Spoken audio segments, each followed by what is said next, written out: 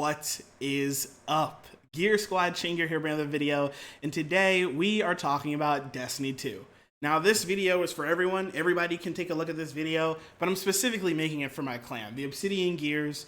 I play with them almost every single day, and I'm getting asked constantly by people in the clan and outside of the clan, explain the meta to me. What are the best weapons? Why are they so good? Why am I constantly getting killed by the summoner? And why am I never getting killed by scout rifles, right? They ask a lot of questions like that. And so this video is a meta breakdown. We're gonna talk about why the weapons that everyone is using right now, why are they so good? Why is everybody using them? And why do you never see other weapons? Now, some of you might be asking already, why are we talking about the meta when there's only 2 weeks of the meta left?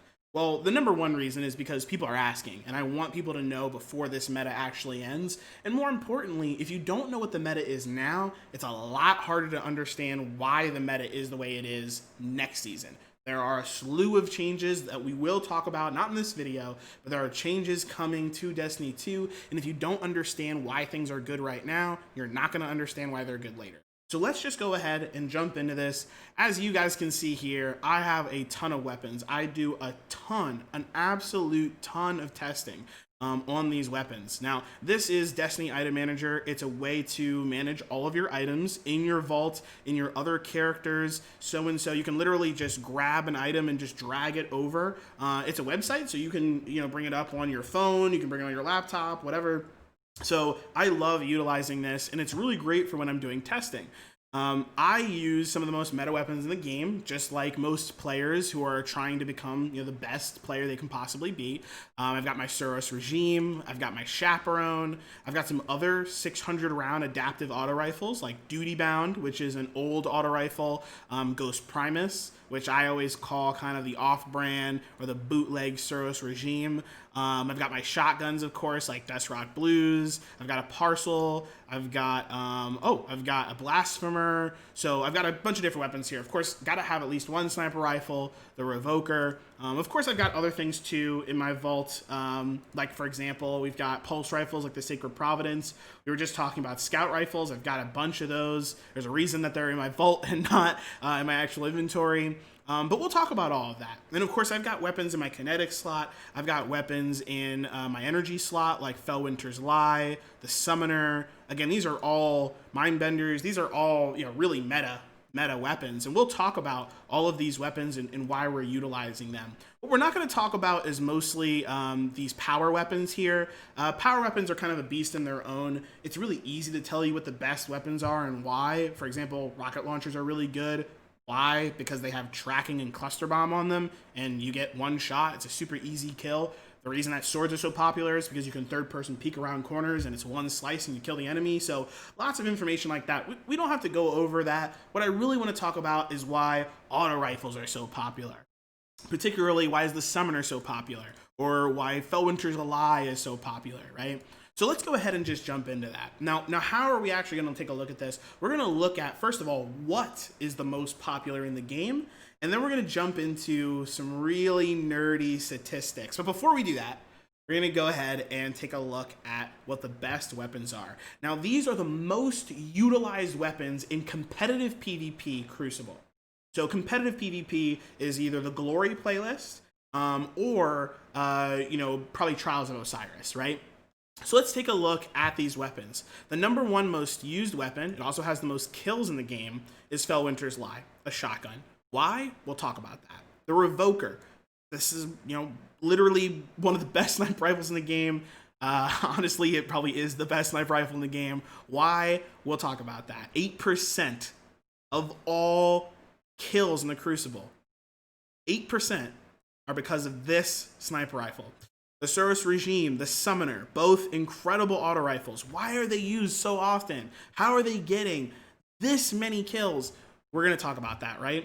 So what are the most popular here? Shotguns, snipers, auto rifles, hand cannons like Spare Ration, Thorn, auto rifles like the Hard Light, hand cannon like Dire Promise. Why are these so popular?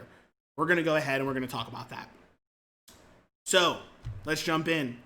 This is the Destiny 2 massive breakdown spreadsheet. I'll go ahead and put a link in the description down below for the website where I found this spreadsheet. I believe this is like a collective. It's a group of people that look through these stats, do this testing. But this spreadsheet is beautiful. I absolutely love data. And so the first thing I want to go over and talk about here is just kind of like, let's talk shop for a little bit. The first thing that you need to understand are there are different types of weapons, right? Special weapons like shotguns and sniper rifles, right? Oh, that's a scout. Sniper rifles. Got fusion rifles as well. We'll talk about why they're so good, why you need to use special weapons. You don't need to use them, but if you're trying to be competitive, this is why you should use them. And we're going to talk about, of course, primary weapons like auto rifles. Why are people using them? Why is everyone using adaptive, 600 round auto rifles, right? Why is no one using high impact? We're going to talk about that. Why is no one using scout rifles? And of course, like I said, there are different archetypes. So we'll talk about that as well. So let's go ahead and just jump into it. Special weapons. Why is everybody using shotguns? Well, that's because they have the best time to kill in the game. More vocab for you. Time to kill, TTK, time to kill. That is literally the time to kill an enemy that's right in front of you. Optimal, meaning what's the best time to kill? Humanly possible, meaning you hit all the right shots in all the right places at the highest rate of fire, right? That doesn't happen all the time, but if you did do that, what is the best, what is the best number you can possibly get? Now, there's a reason that for shotguns, there's nothing there, meaning 0. Why? Because shotguns have one-hit kill potential. This is the reason why you shouldn't be using SMGs. SMGs, they have a pretty good time to kill. 0.67. 0.67, right? That's crazy. 0.67 if you're using an aggressive SMG. Why aren't people using this? Because if you're getting close enough to the point where you're not getting damage fall off, remember SMGs are close range weapons, meaning the range is short. Even if you have a really long range SMG, that doesn't actually mean it's hitting at 10 meters. It probably means it's hitting at like 5 or 6 or 7 meters, right?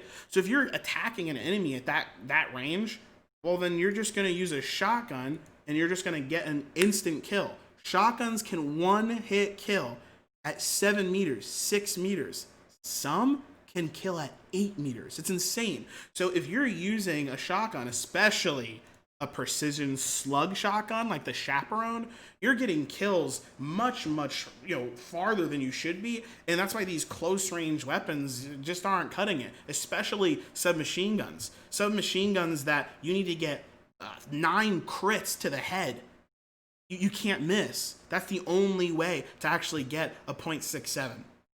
Now, does that mean SMGs are completely worthless? No, not right now, but they're not the meta. They're not the meta. Highly recommend if you're trying to become a better player, do not use SMGs. Definitely use shotguns in the close range, right? Definitely use shotguns in the close range. Now, sniper rifles. Why are you using sniper rifles? Same reason. As you guys can see here, the TTK is 0. The optimal TTK means you shoot 1 bullet, right? 1 bullet right there. If you shoot 1 bullet and you hit the head, it is an instant kill. If you hit the body, there's no way to one hit unless you have a buff, but that's a different conversation. That's 1 shot, and you get the kill. That's pretty insane. This is why people use sniper rifles. This is why people use shotguns. Hopefully that makes sense, easy enough to understand. Now, there are certain sniper rifles that people use over others, like some people use aggressives more, some people use adaptives more. Not a lot of people are using rapid fires these days. There's reasons for all of that, but it's not really as important as just knowing to use sniper rifles and to use shotguns. Now that you understand that, let's talk more about primary weapons. Auto rifles. Everyone is using the Summoner, right?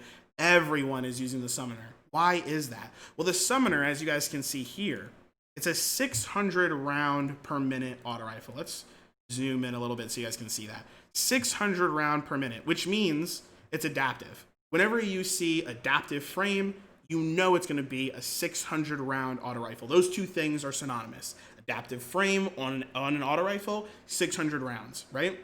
So it's pretty fast. It's not super fast. It's not a rapid fire frame like this weapon, 720 rapid fire frame.